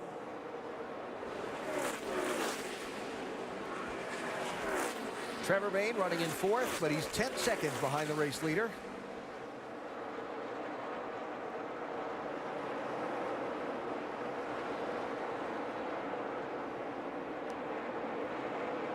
And Austin Dillon contending for the championship, running in 5th place, just 1 spot ahead of Sam Hornish Jr., the championship leader starting tonight, who runs in 6th place. Yeah, they looked like that they were going to be a top 2 or 3 car there earlier in the race, but they haven't kept up as the racetrack's cooled down, made and changed with more rubber getting on the racetrack. Just haven't been able to adjust it to Austin's liking. Still a good solid run.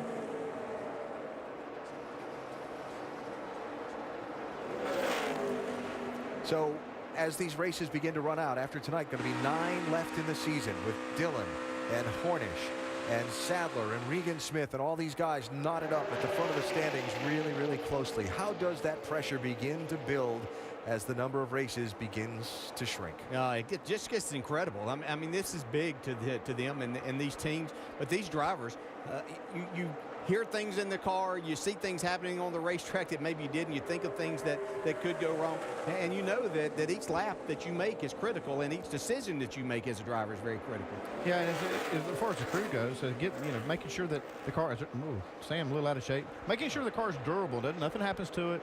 The other thing is you can't afford to have a bad race between now and the end. You've got to make sure that you have that car competitive every week. You can't afford to be off. Like tonight, we see the 11 car of Elliott Sadler.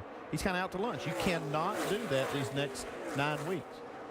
Yeah, and you're not going to win in any one of these races till we get to the end. You're not going to win the championship, but you should sure lose the championship in one of these nights by making a big mistake.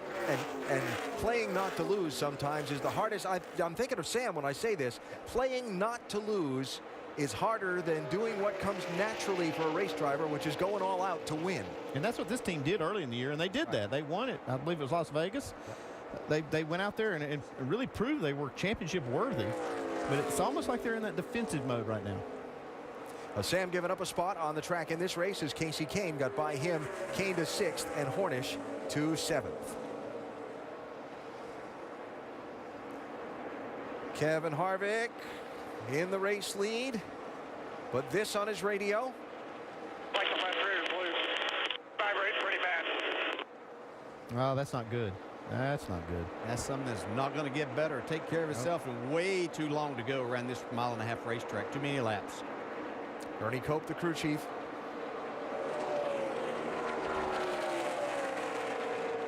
That'll raise your blood pressure. Oh my gosh. Well, they've had the best car in the last, the last 3 times counting this one. Yep. And seem to have found a way to lose it. There you go. 9 of the last 11 times Kevin's led the most laps. He hasn't won. Pretty bad and keep loose. The longer you run it, the worse it's going to be.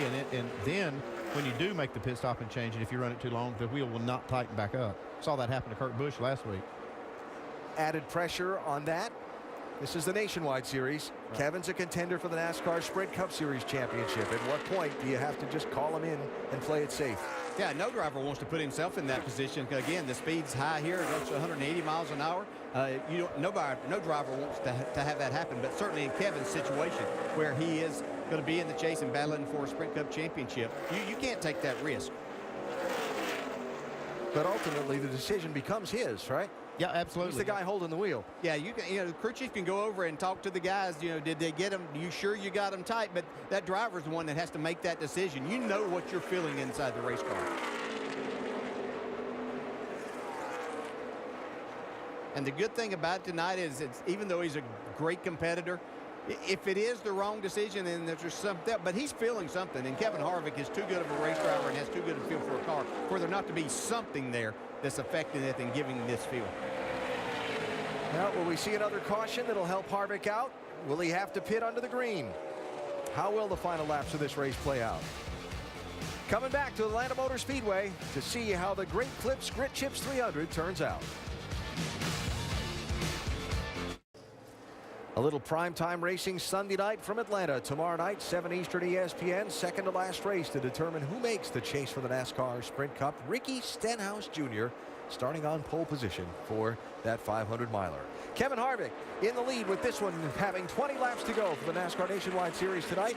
Gap over Joey Logano, staying steady at a second and change. Though Harvick earlier radioing in that he felt a vibration and feared there might be a loose wheel on this 33 car.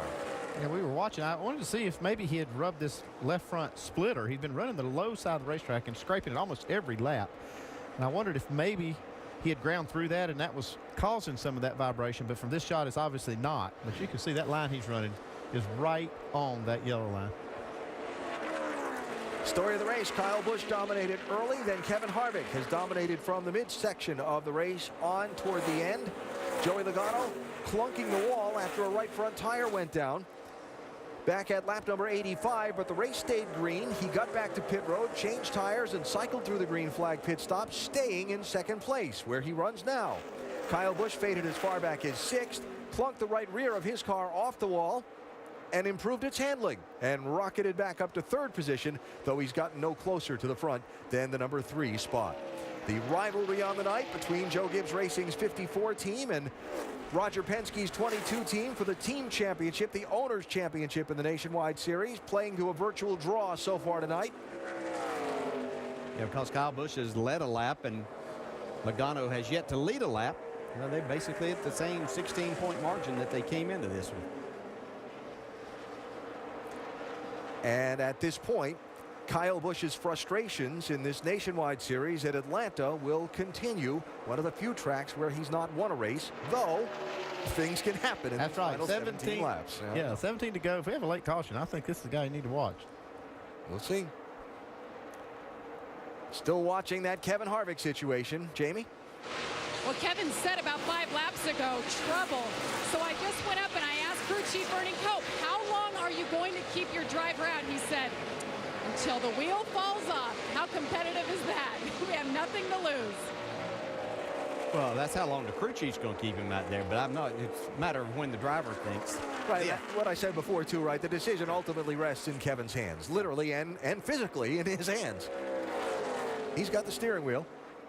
And he's the only one can tell how bad it is, right? Yeah, and apparently this has stabilized somewhat from what Kevin thought was going to be a real issue for them, because he continues to set some of the fastest laps of anybody out there. Has built his lead back up to almost a second and a half over this 22 car now. I tell you, I look around, I see a lot of racing going on. We've seen, you know, only the top 9 cars now on the lead lap. Everybody trying to stay on that lead lap. There's the 2 car of Brian Scott. Wouldn't be surprised if we saw a late caution. People slipping and sliding, trying to hang on. Yeah, well, you see Brian, teammate of Kevin Harvick, doesn't give him much trouble. Saw a few laps ago, the 30 and the 31 teammates at Turner Scott, they were trying to stay on the lead lap, racing each other, just about had a little issue. Trouble, front stretch. One going up in smoke, into the wall hard. Jeff Green. Oh, that's a hard lick for Jeff. Yeah, I'm fine. Hell, I thought I had him for game room. Well, that's good to hear. Yeah, I'm fine.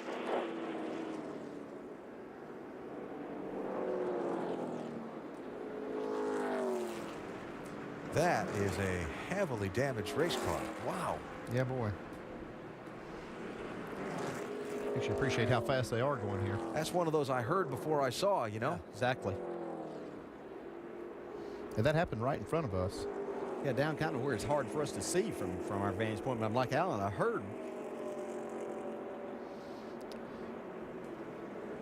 So Jeff was making a pass on another car. Right here's Jeff on the inside in the tri-oval.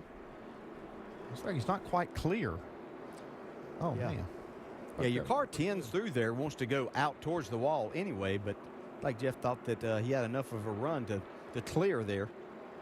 Trying to clear Ken Butler in the 24 car, and that is the result. And so the caution is out. And fortunately, you've heard Jeff report that he's okay. I think it's that secondary hit that did all the damage on that other part of the tri-oval wall. You can see this. Kevin Harvick sees this happen right in front of him.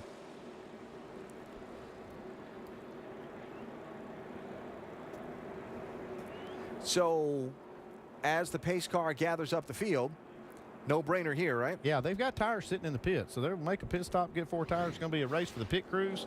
Short run to the end. Like I said, I think Kyle Busch is a guy I'll be watching on this next restart, depending on how this pit stop goes. Pit road is closed as you see Jeff Green continuing to sub for Eric McClure in that 14 car, making the walk to the ambulance. Yeah, Jeff Green's car is actually sitting on the exit of pit road, so they want to make sure they get it cleaned up before these cars make pit stops. It's the entire radiator ductwork.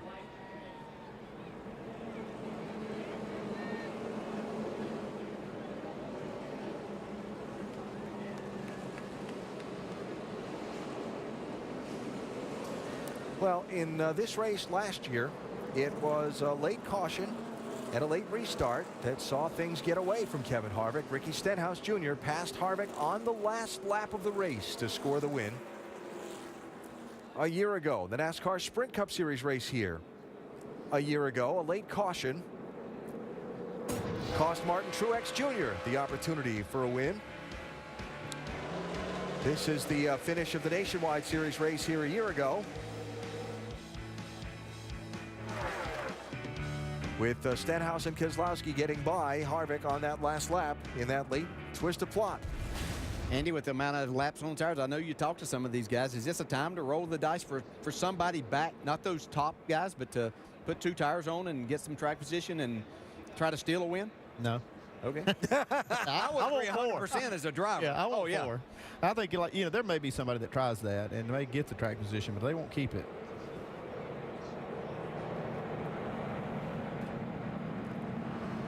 There's only going to be 10 cars total. Yeah, and that's with the wave around. Yeah, so it's really 9 cars on the lead lap when they make these pit stops. Wave around have to start behind everybody, so it'd be an opportunity. I mean, you're sitting there, Regan Smith, sitting in 9th.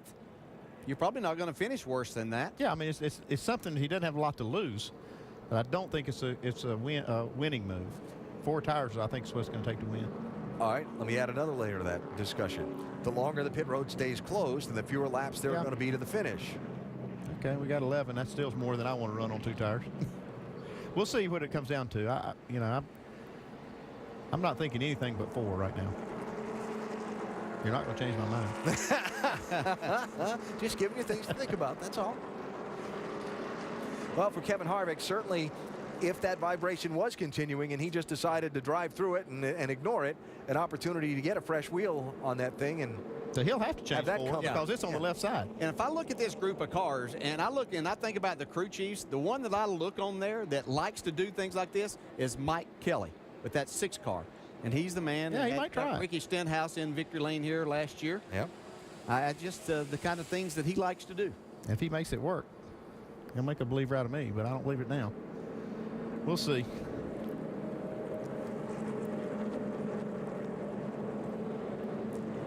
Pit road open is the call from NASCAR Race Control. So here it is. Crew chiefs, drivers, and pit crew members. Yeah, the pit crews are the ones that are feeling the pressure here because they're going to make a big, difference in who is going to restart and how they finish. Their car's going to finish this race. Opportunity exists here. Yep. Very little fuel, if any, that they're going to need. Yeah, they don't really need any fuel. They may take a splash, but if they've got enough, they probably won't put any in them. With 10 laps to go, the leaders are on pit road. Jamie? Kevin Harvick has asked for an all-star stop. This is when it counts. Our main goal here is to get 4 new tires on here. Don't worry about the gas. They did make a slight air pressure adjustment to try to free him up a little bit. The 22, meanwhile, Joey Logano. He's tight, but no changes to this car. 4 tires. Dave? Place Austin Dillon, upper right. He'll get 4 tires and an adjustment, a little tight on takeoff.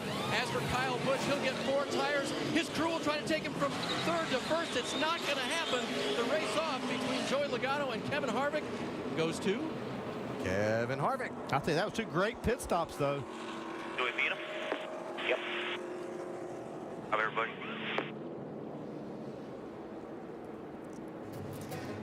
Pressure was on, and they got it done. But yes, 2 great pit stops by the 33 and 22 teams, and that was the difference at the scoring line.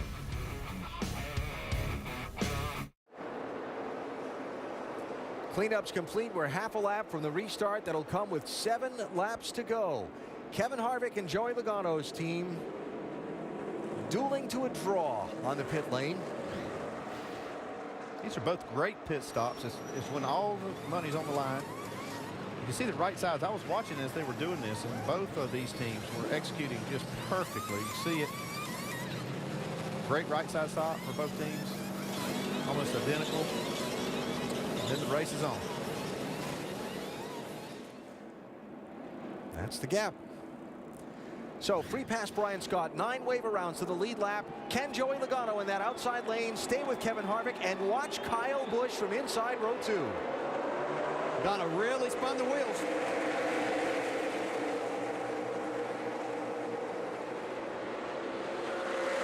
Look at Kyle. He's taking it to the outside of Harvick.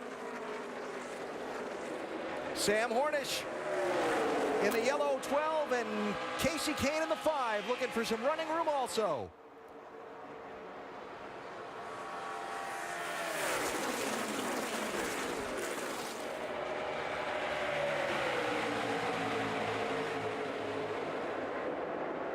Doesn't have him cleared quite yet.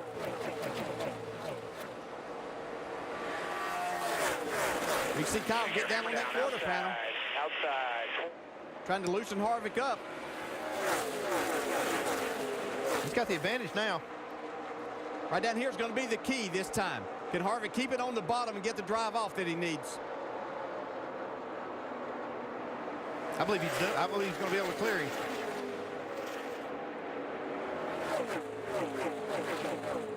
Harvick to the lead. That might have been the winning move right there. Yeah.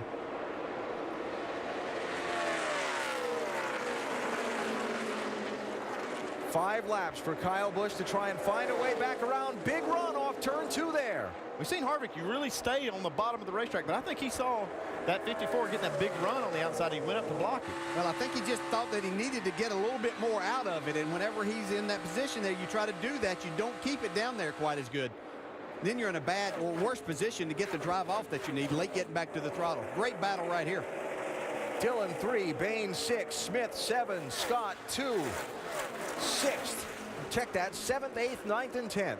Logano 22, all the way back to 6th from 2nd on the restart.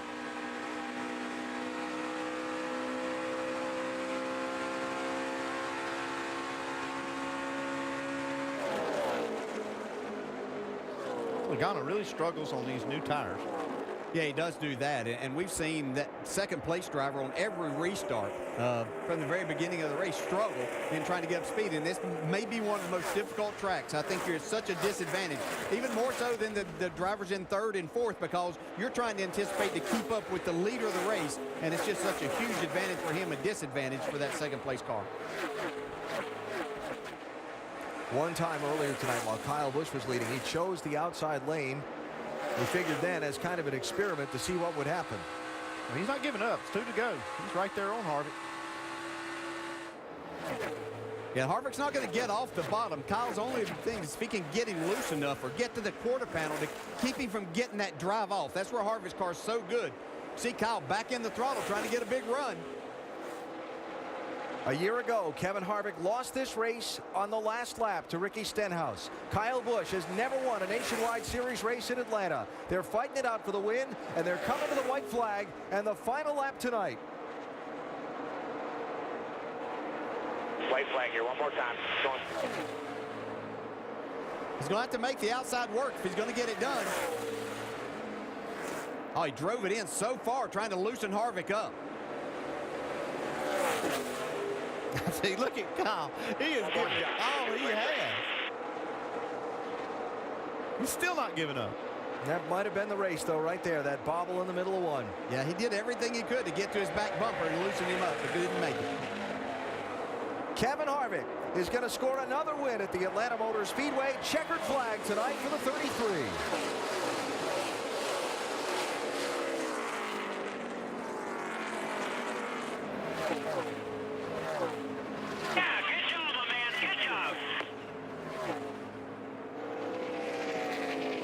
let them do that all-star stuff. Don't leave that gas out. Job, guys.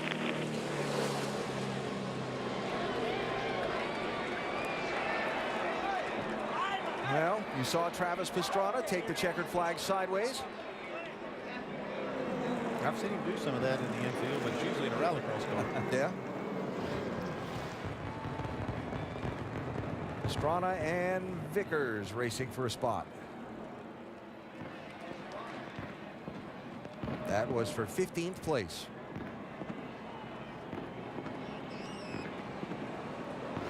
And it dropped Travis down to 17th. Well, from fearing he had a loose wheel and getting the late caution flag that could have been both comfort and curse, Kevin Harvick had his hands full in those final 7 laps. But what a great job to restart and tactically hold off Kyle Busch. And a bold move by the crew chief to say, hey, we're not going to pit until the wheel falls off of it. And there's always a chance the caution comes out and set up this situation. And boy, they executed perfectly tonight. As you watch him, and Kevin Harvick did a great job winning this race. I looked at that 3rd spot at Sam Hornish, who looked like he was going to have his lead cut down tonight. Ran outside the top 5 most of the night. Drove his way up into 3rd on that last restart and increased his points lead. And a great job. Kyle Larson drives up inside the top 5 as well, finishing 5th.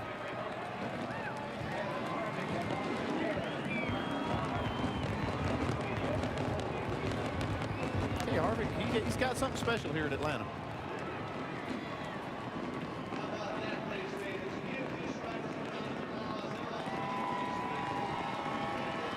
Now the celebration getting underway for Harvick shortly. Kyle Busch really gave it a great run and had to settle for 2nd.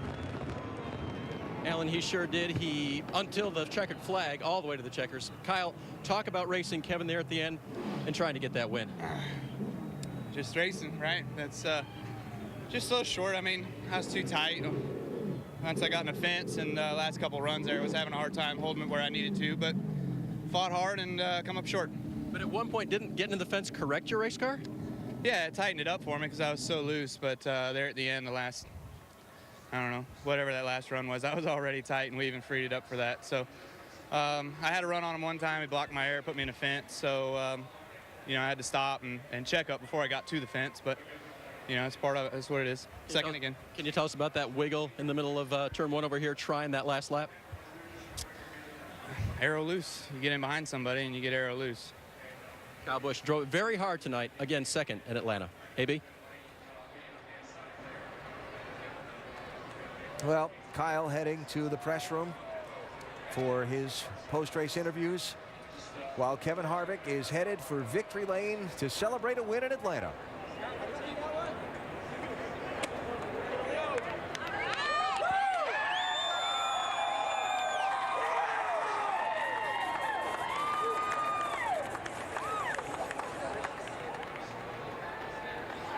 The last 2 years here, you were the leader at the final caution, and it didn't turn your way. Tonight, it was so close. How were you able to clear Kyle? Yeah, you know, we did a great job on pit road. Just got to thank everybody from Bad Boy Buggies, Hunt Brothers, Armor, Nationwide Insurance, Chevrolet, Westco, everybody involved in this team. But we were definitely too tight. I just had to change my approach there a little bit at the end.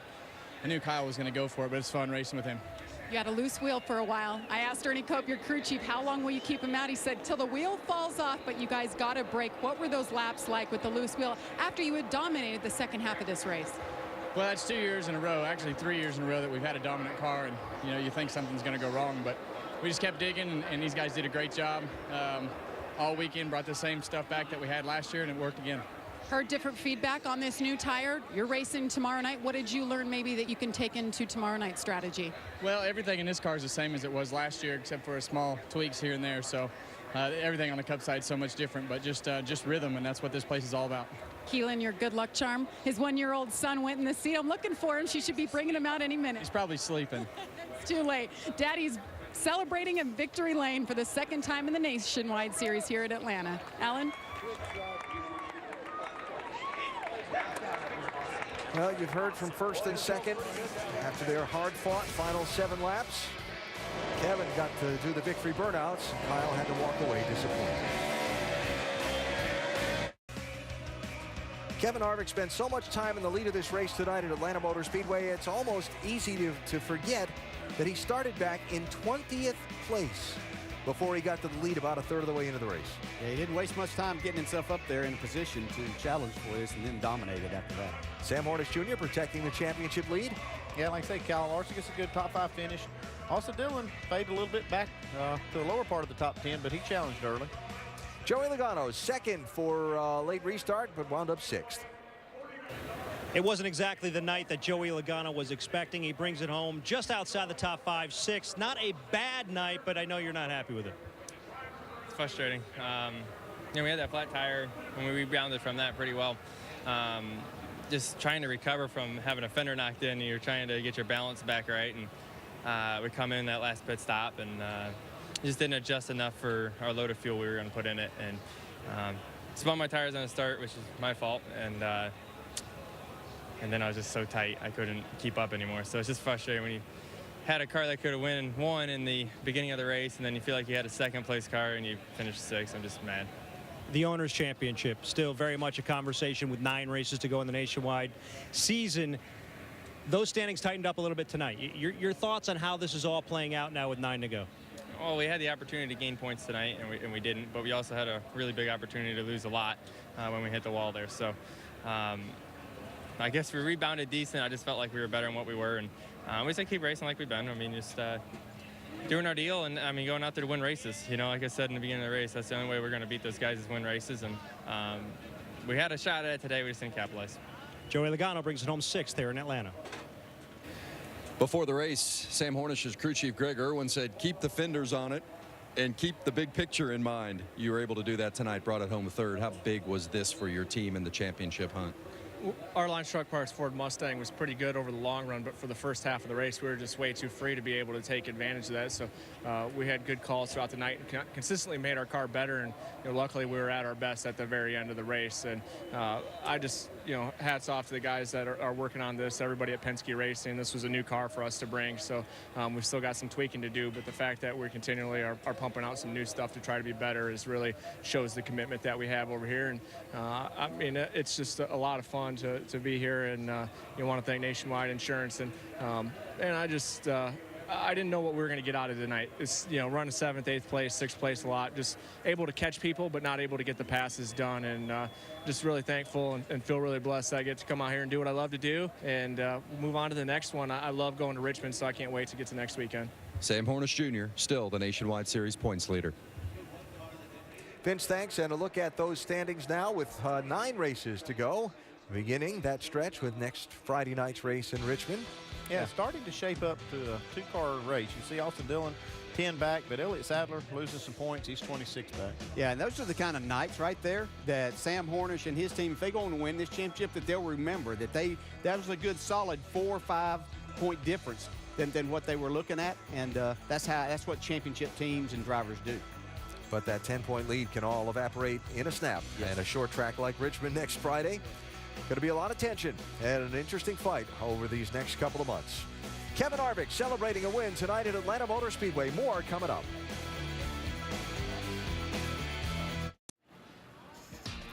Take the pictures, change the hat. Take the pictures, change the hat. But you'll do it every time when it comes with a checkered flag and a winner's trophy.